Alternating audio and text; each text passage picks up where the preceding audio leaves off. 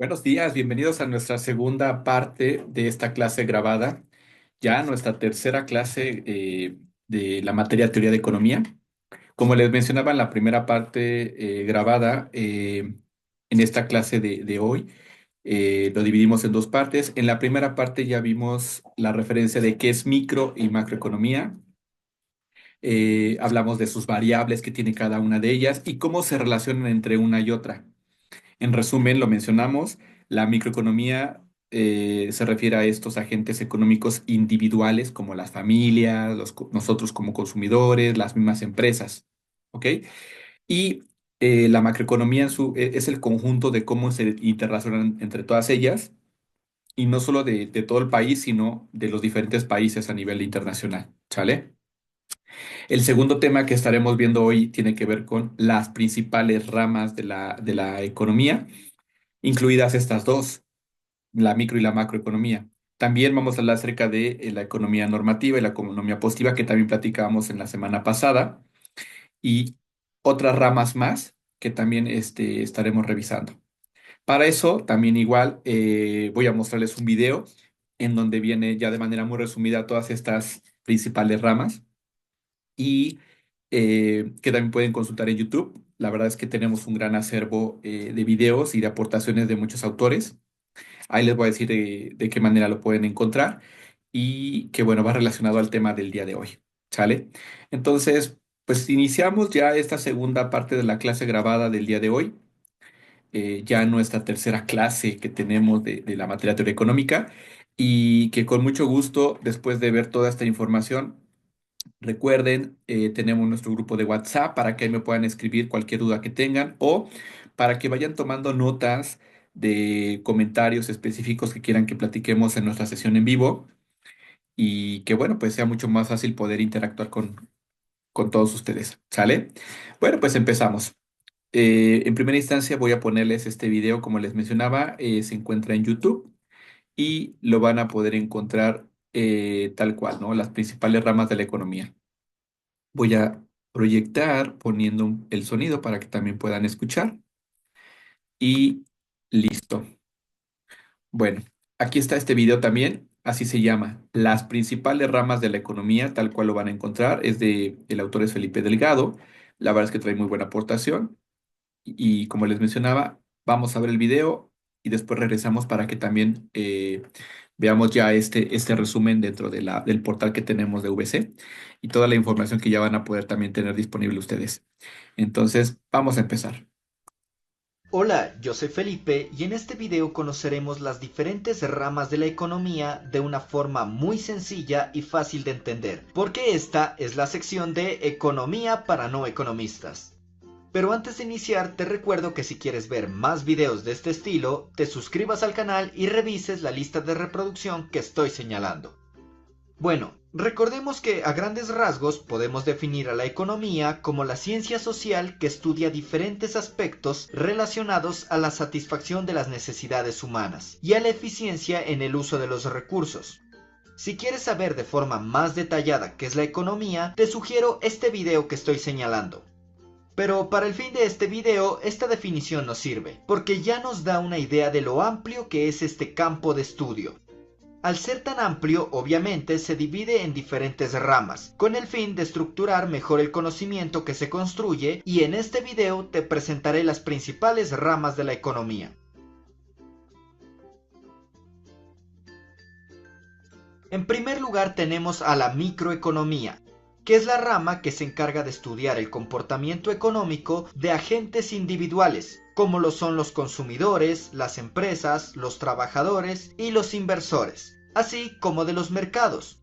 Esta rama de la economía considera las decisiones que toma cada uno para cumplir ciertos objetivos propios. Los elementos básicos en los que se centra el análisis microeconómico son los bienes, los precios, los mercados y los agentes económicos. La macroeconomía es la rama que se encarga de estudiar los factores que intervienen en la administración de un país. Mide el rendimiento y el comportamiento junto con la estructura de la economía de forma conjunta. La macroeconomía estudia indicadores como el Producto Interno Bruto, la inflación, los niveles de crecimiento de un país, la tasa de desempleo, etc. Y cómo estos factores intervienen en las ganancias o pérdidas totales de un país. Mientras la microeconomía estudiaba lo particular, es decir, a las personas y empresas como individuos, la macroeconomía estudia a nivel general, observando el comportamiento de una nación. La economía internacional, como su nombre ya nos lo sugiere, se encarga de estudiar las transacciones en los mercados internacionales, es decir, los movimientos económicos que realiza un país en relación con el resto del mundo. Para ello, utiliza factores como la migración, la comercialización y la inversión a nivel internacional. Esto porque los movimientos económicos pueden ser de distintos fines, como por ejemplo comerciales, financieros, tecnológicos, turísticos, entre otros. Y esto lo analiza apoyándose en el punto de vista de la macroeconomía.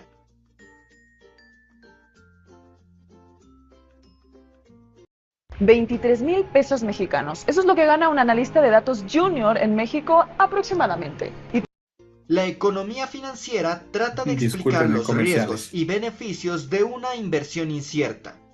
Esta rama de la economía crea modelos que prueban las variables de una medida en busca de establecer la mejor decisión, es decir, aquella que genere mayores beneficios reduciendo los riesgos. La economía de la salud es la rama de la economía que estudia el consumo y cuidado de la salud a través de las técnicas, conceptos y herramientas propias de la economía.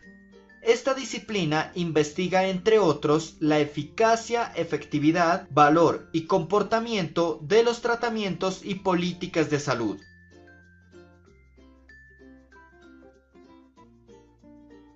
La economía de la educación estudia todos los aspectos económicos relacionados con los programas educativos.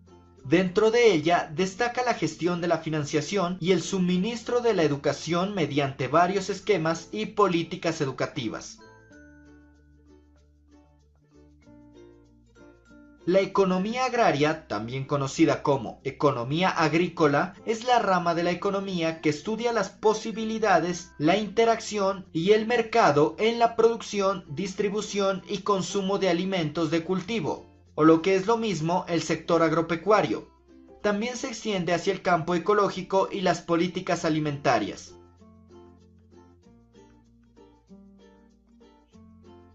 La economía ecológica se centra en el estudio del análisis y la medición de las interacciones de la producción con la tierra. Pretende hacer énfasis en la sostenibilidad entre la evolución humana y los ecosistemas. Como lo mencionamos en el video de ¿qué es la economía?, los recursos son cada vez más escasos y obviamente los recursos naturales no son la excepción. Es por esa razón que es tan importante proteger el medio ambiente. La economía ambiental se encarga de hacer estudios para determinar cómo algunas acciones provocadas en el medio ambiente pueden causar consecuencias en el sector financiero. Centra su estudio en evaluar el impacto monetario de las políticas ambientales. Su diferencia con respecto a la economía ecológica es que muchos no la consideran una rama de la economía porque lo que estudia es la relación entre los ecosistemas naturales y el sistema económico. La economía urbana se encarga de analizar aspectos como las tasas de delincuencia, la vivienda, los capitales de gobierno local y otros factores que pertenecen al núcleo urbano y a partir de ello elaborar estrategias económicas que se concreten en proyectos y programas.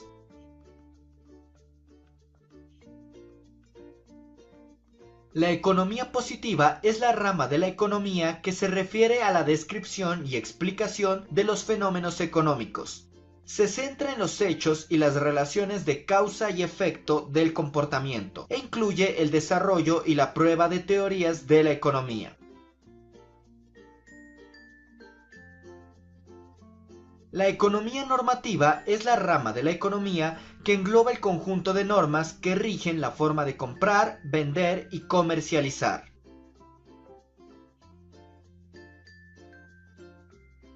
La economía ortodoxa, también conocida como economía convencional, es la forma más ampliamente aceptada de enseñar economía en las universidades.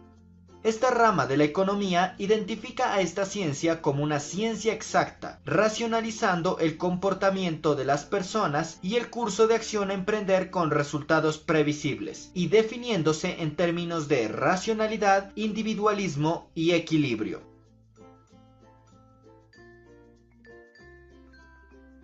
Y finalmente tenemos la economía heterodoxa. Es lo opuesto a la economía ortodoxa.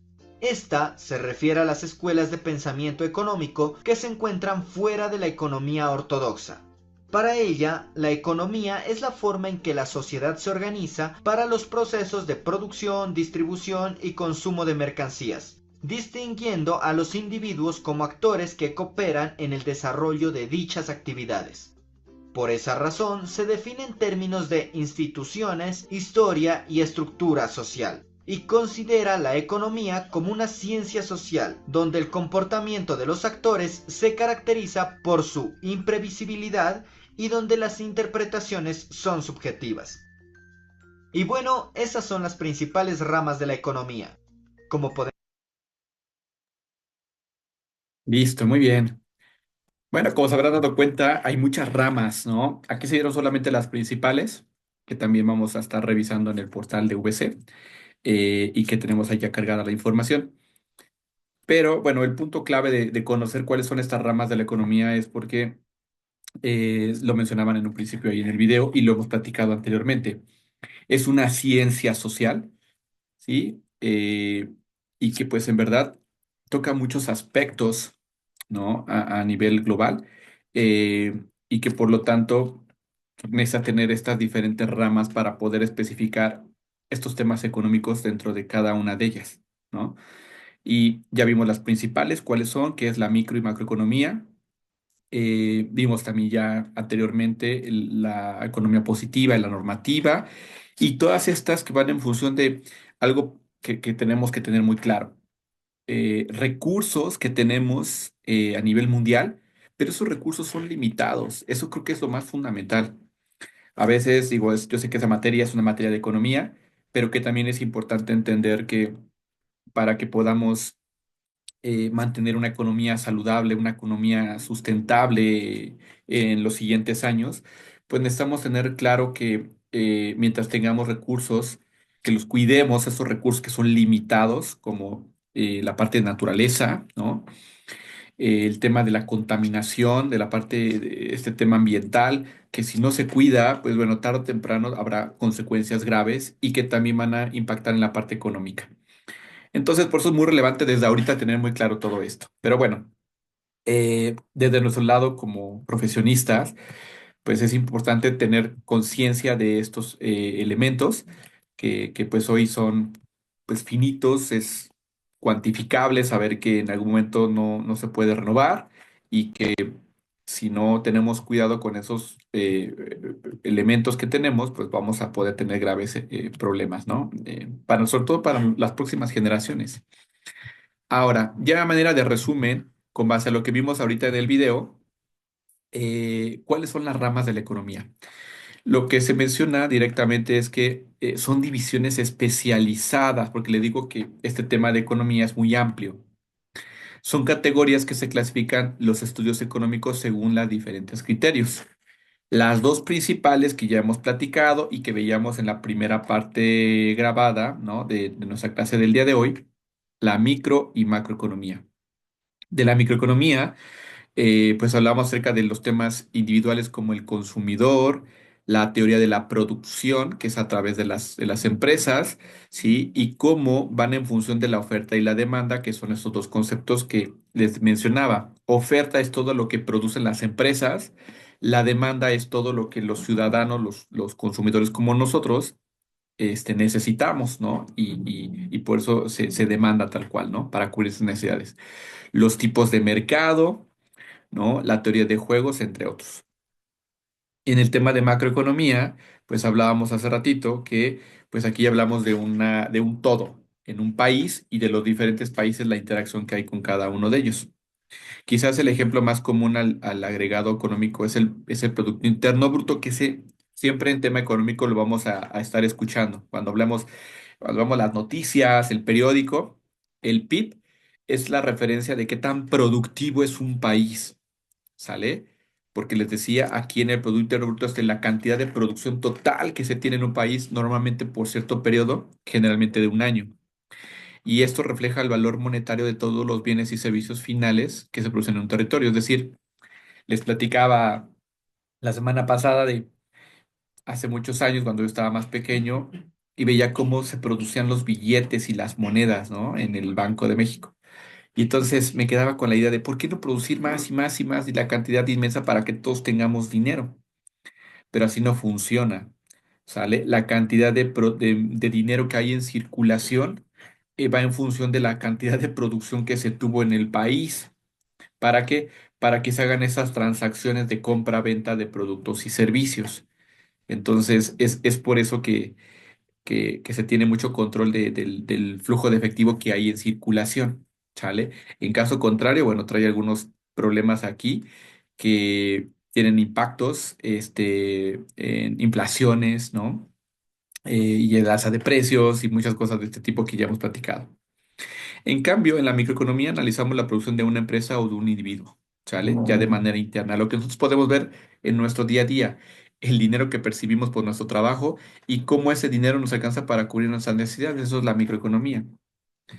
Ahora, de las ramas de la economía, según su filosofía, ya habíamos platicado la semana pasada de la economía positiva y la normativa. De la economía positiva se dedica a describir y explicar los fenómenos económicos en busca de leyes que permitan construir y probar teorías.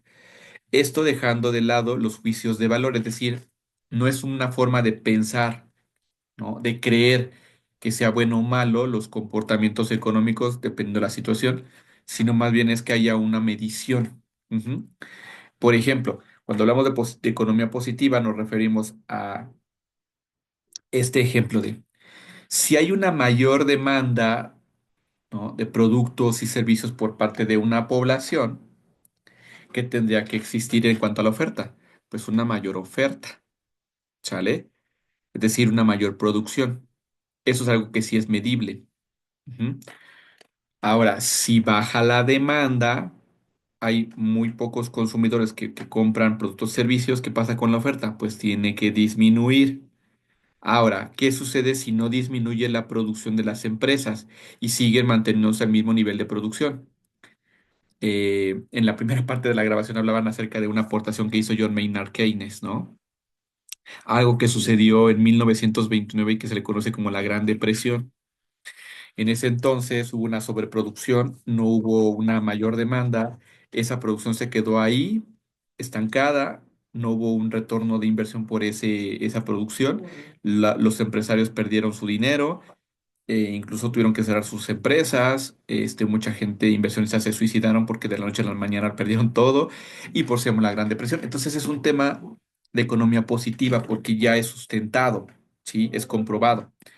A diferencia de la economía normativa, que de la economía normativa realiza recomendaciones de política, que esto lo ocupa mucho el gobierno, ¿sale? ¿Qué es lo que está haciendo hoy Trump? ¿Sí? Mucho del tema de economía normativa. Trump ocupa mucho este tema de política económica para poder sustentar su poder, ¿no? Como economía principal a nivel mundial, ¿sí? Y está llevando a cabo acciones en función de esa perspectiva que es muy subjetiva. Por eso es que yo estoy muy en contra de la forma de actuar, ¿no? Y muchos pobladores también de su mismo país, de Estados Unidos. Pero bueno, esos son otros temas más de política que también van inmersos en esta parte, ¿no? Hablando del tema de economía normativa. A esto se le conoce como juicio de valor, porque se considera que algo debería ser, ¿sí? De una determinada manera, pero todavía no está comprobado que sea lo correcto o lo real, ¿no? A diferencia de la economía positiva. La primera premisa sería que no es deseable que el consumo de tabaco, por ejemplo, ese es un caso, ¿no? Entonces, la economía normativa te indicaría que debería hacerse más costoso el consumo de dicha sustancia. ¿Qué es lo que han hecho? Hoy el gobierno lo que ha hecho es ponerle muchos impuestos, incluso han pedido que se ponga publicidad, eh, pues del daño que hace el cigarro. Eso ya es obligación, eso ya es una ley. Pero aún así, pues todavía en nuestro país el consumo de tabaco sigue siendo muy amplio, ¿no? Ese es un ejemplo de economía normativa, cómo se postula, ¿no? Cómo se hace a través de una forma de pensar o creer. Y bueno, eh, en el video también vimos muchas de esas economías de las diversas que por estos sectores específicos, y sobre todo hablando de los temas de los recursos que tenemos limitados, es importante tener una conciencia de cómo manejar este aspecto económico. Por ejemplo, en la parte agrícola, ¿sí? Eh, la tala de árboles no controlada, pues eso impacta considerablemente, ¿no? Porque es un recurso natural y que si no se renueva, pues tarde o temprano se va a acabar, ¿no?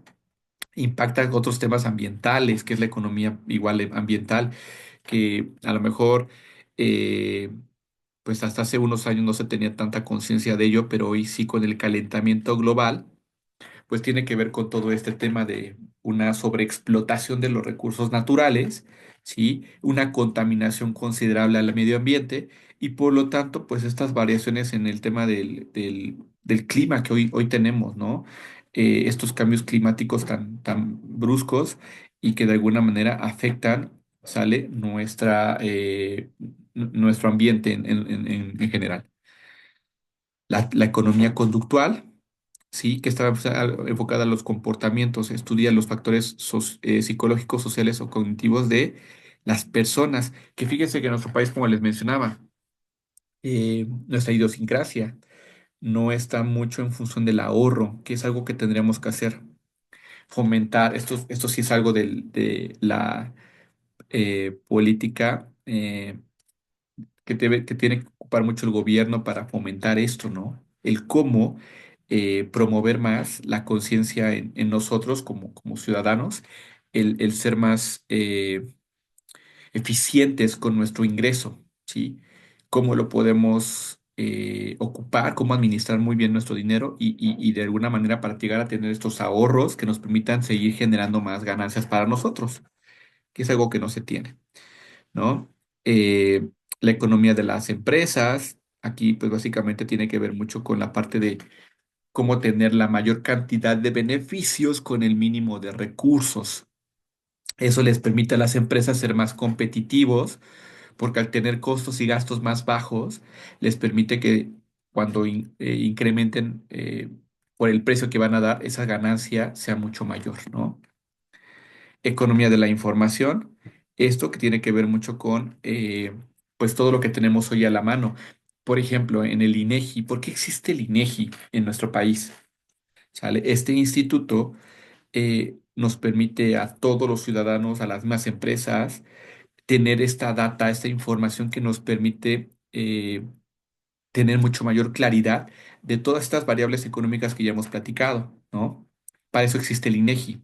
El INEGI te puede decir exactamente cuánta población tenemos actualmente en nuestro país, de qué edades, ¿no? Por sectores o por localidades, cuánta población está económicamente activa, en promedio de cuánto se conforman las familias, o sea, toda esta información de demográfica o de temas principalmente variables económicas, se puede tener referencia a través de estas instituciones, ¿no?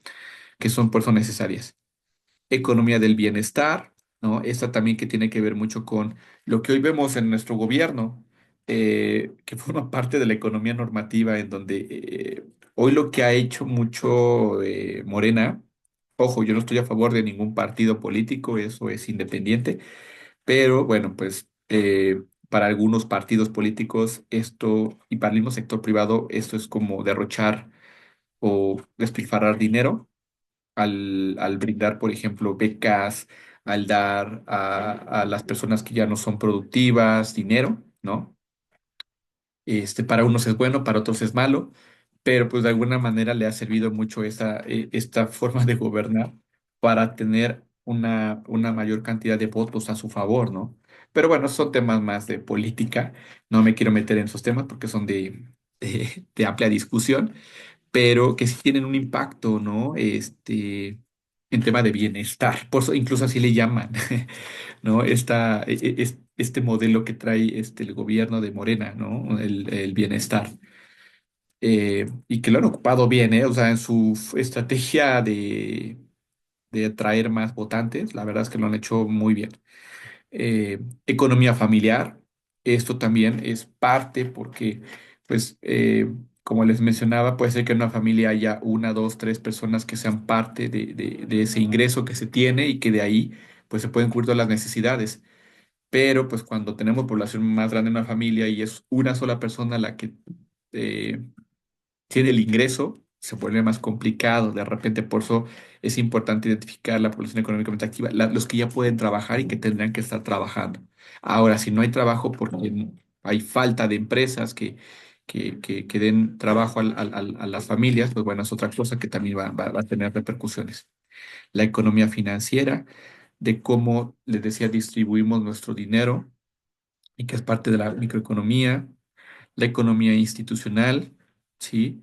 Que estudia cómo las instituciones sociales influyen en las decisiones de los agentes económicos. La economía internacional, ¿no? Aquí es donde, pues básicamente ya influye mucho los tratados de libre comercio que se tienen entre los diferentes gobiernos, la repercusión que hay en estos temas de tratados, que en verdad México es uno de los países que cuenta con más tratados a nivel mundial, ¿sale? Aquí el problema es que tenemos otros temas que hay que estar trabajando en cuestión de tecnología, inversión en mayor investigación, ¿no? En la educación para que sea mucho más competitiva nuestra producción, ¿sale? Y que de alguna manera nos permita tener este intercambio comercial con otros países, porque hoy prácticamente lo que hacemos como país, pues es exportar materias primas, es lo único que hacemos. El mismo petróleo que tenemos en abundancia, eh, por eso son buenas iniciativas lo que ha tenido el gobierno. Le decía, ojo, yo no estoy a favor de un partido político, pero una refinería es fundamental, sobre todo para un país como el de nosotros que tiene una gran producción de petróleo. Con una refinería podremos tener nuestras gasolinas, a diferencia de que hoy lo que hace México es exporta el petróleo y ya importamos la gasolina, cuando aquí internamente se podría producir totalmente y eso impactaría más en los costos que tendríamos los bueno, para los productores y para nosotros como ciudadanos, nos saldría mucho más barato, ¿no? El poder pagar la gasolina de nuestros vehículos. Entonces, cosas así que son relevantes tenerlas muy, muy en cuenta, ¿no? Eh, y como estos tratados son importantes y por eso es que les decía, Trump hoy está ocupando mucho la economía normativa para poder dar ahí como presión, ¿no? Para los demás países en función pues de tomar decisiones, ¿no? A nivel internacional. Ahora, la economía laboral estudia cómo funciona la demanda y oferta de trabajo o mano de obra, es decir, los mercados laborales. Fíjese que ocupa mucho para los inversionistas extranjeros, ¿no? Porque si van a invertir, ¿no? Los mayores inversionistas a nivel mundial, pues tienen que ver en qué país la mano de obra es competente y más barata, ¿sí? Por eso es que China creció muchísimo en los últimos años, porque su mano de obra es muy barata, es de la más barata que hay, ¿no? En nuestro país también por eso es que muchos inversionistas han buscado, ¿no? La manera de llegar a nuestro país, establecer sus plantas, ¿no? Su producción, porque su manufactura aquí le sale más barata, puesto que la mano de obra es más barata, ¿no? Pero pues también importante mucho de quién se quedaba como presidente, o en ese caso ya nuestra presidenta Sheinbaum, ¿no? Para saber exactamente qué política económica iba a ocupar y qué tanto iba a poder afectar la parte económica de los inversionistas. Entonces, por eso es que tiene gran relevancia todo este tema, para saber si le invierto o no le invierto, porque si voy a invertir en un país en donde un gobierno va a estar muy involucrado y va a haber muchas trabas, ¿no? Pues es mucho riesgo para mí, mejor no lo hago, ¿no? Y busco otra alternativa. Pero es como, pues bueno. ya en un tema de inversión se tiene que estar viendo porque eso afecta también a la parte laboral. Entre mayor inversión se tenga en un país, como les mencionaba, eso abre que las tasas de interés sean más bajas, los bancos den una tasa de interés más baja, ¿sí? Entonces haya más flujo de efectivo que les permita a los empresarios tener más negocios, dar más empleo, y es lo que aquí involucra mucho este tema. Y la economía política, pues bueno, es todo lo que tiene que, o lo que lleva el gobierno, ¿no? Lo gestiona totalmente. Esto con base a distintas variables macroeconómicas como el PIB o la inflación. Así toman decisiones de política fiscal o monetaria. Les daba, creo que al principio, un ejemplo de este tema, ¿no?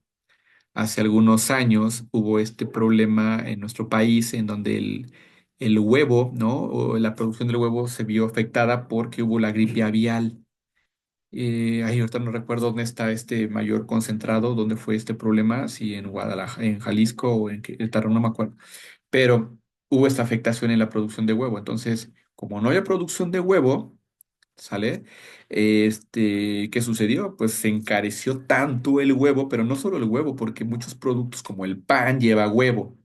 Entonces también eso afectó el precio del pan, porque si el insumo principal es el huevo, pues sale más caro o se elevaron los costos de producción. Por lo tanto, el precio del producto fue más caro. Eso generó una inflación muy grande. ¿Qué es lo que tuvo que hacer el gobierno como política económica? Pues quitar aranceles al huevo del extranjero, entonces dejar que trajera o importáramos huevo de otros países para que se estabilizara el precio del huevo. Eso es es un ejemplo de cómo lo hace en este caso la política económica, ¿no? El gobierno, que es el que totalmente toma las decisiones para estos temas. Y como hoy lo estamos viendo, que es una parte de presión que está haciendo Trump contra los demás países, ¿no? Para, bueno, pues alinearse a lo que hoy quiera, pues postular como algo prioritario en función de una potencia económica como Estados Unidos, que bueno, ya son otros temas de discusión mucho más amplios. Pues por mi parte sería todo en esta segunda parte de nuestra clase grabada del día de hoy. Recuerden, otra vez les hago la invitación, tomen nota de las dudas que tengan respecto a estos dos temas que hemos visto y pues vayamos a nuestra clase en vivo para que los podamos conversar. O si no les es posible conectarse y después ven la clase también, ya que es igual se suba esta clase en vivo, mándenme sus comentarios al WhatsApp. Recuerden, si es algo ya más particular, háganlo de manera individual, ¿sí? Mandando un mensajito, yo a la brevedad les estaré contestando. Y bueno, pues hasta aquí veríamos este tema que va a estar incluido en su examen del primer parcial. Muchas gracias a todos, nos vemos en nuestra clase en vivo y excelente fin de semana a todos.